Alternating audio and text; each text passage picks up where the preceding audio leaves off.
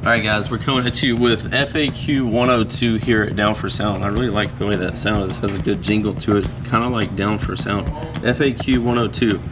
So we're going to start out with Gigawatt Garage. He was on our last FAQ, I remember that name.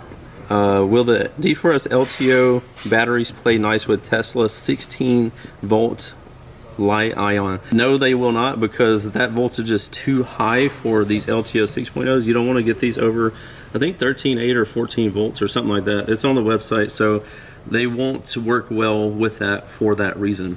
Up next we have Nephew BSKII Bisky. I have two X15 V2 with a Salt 6 and a 400 amp MacMan alternator. I plan on 6 DefBonts DPW 1540 1000 watt 15-inch mid-bass subwoofers and a stunt wall with 8 horns on your JP 10.44 channel. Would I be fine with your JP 10.4 amp? And what lithium batteries would you recommend for this setup? Yeah, you should do good with the JP 10.4. You could also look at doing a JP 32.2. It's a 2-channel, but it's also powerful, so just kind of see what your own loads are, what it comes out to, and see which one fits better. But those are the two big mid-range amplifiers. What lithium batteries would I recommend for this setup? I think you would probably be able to get by with one excess power XMAX 90. Maybe if it doesn't hold voltage well, just do 2 of them, but you should be golden with that. Excellent equipment choices, by the way. Up next we have Country Basshead Sean 10. I have a DefBonts Apocalypse 4900 watt amp. What would I need to add to it to run it correctly? I have a 2010 GMC 1500 SLT. I have a stock electrical and a 160 amp alternator. So you definitely need to upgrade the alternator to a 370 amp alternator, do a big 3 upgrade, and then under the hood I would do an excess power D3400, I believe is what your replacement battery is. It might be a D4800 in that truck, but whichever one of those, do your research and get that under the hood. And then in the back you could do a LTO 6.0, and you should be golden with that setup that I've just told to you. If not, you could just add another one of these, so then you would be good. Up next we have Skip Z97. Hey JP, would a JP 43 be too much for a single 12-inch XV3? It depends on your experience level and also what ohm load you're going to be, what ohm load the sub is and what you're going to be running it at. Because if you have a dual 1, you could run it at half ohm or 2 ohm, and then if you got a dual 2, you could run it at 1 ohm or 4 ohm, I believe. So it kind of depends.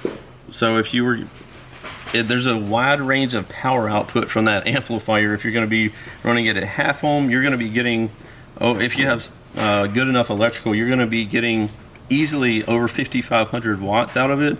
If you're running it at 4 ohm, you would be getting, I don't know, 1,500 watts out of it. So it depends on that. But let's say you're going to get a dual 2 and run it at 1 ohm. You're still going to be seeing well over 4,300 watts on that single subwoofer, which is a lot of power for it, but a lot of people can get away with that depending on their experience level and how much they know what to look for. Like if they don't play their subwoofer out of tuning, they really watch for it. If it's making a weird noise at certain frequencies, they know to turn it down or change their crossover a little bit, stuff like that. So I can't say yes it would be too much, because if I were running it, it would be fine.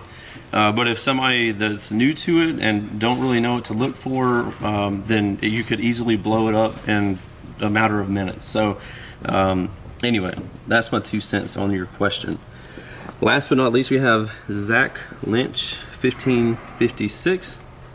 Would two D4S LTO 6.0s be okay for 2 JP33s and 1 JP284 on a 370 amp alternator? Man, it's crazy how many people are using these things, but using them, asking about them, everything like that. But I guess when we've already sold over 4,000 of them, it makes it a lot of people out there already using them, but it also there's a lot of people like promoting them and showing people how they work and do great for them. But anyway, to answer your question, I think you would be golden on this. Let me take it back. Maybe not golden, I think you would be good, but if you added a third one, then you would be golden with that, because those JP33s are putting out some big boy power. So you could try 2 at first, see how your voltage holds, and then if you're dipping a little bit more than you want to be, then just add another one, and then for sure you would be golden on that.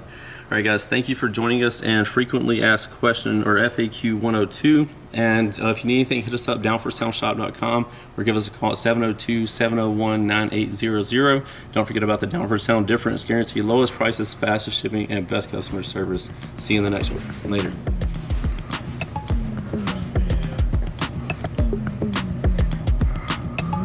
Solid. What's happening, guys? If y'all enjoyed all the hot content that you saw in that video, be sure to follow me on YouTube, Facebook, TikTok, Instagram under the Lifer Price, and also Down4Sound Shop on Facebook and Instagram, and don't forget Snapchat. I'm JPD4S on there, so be sure to check me out there. We'll see you in the next one.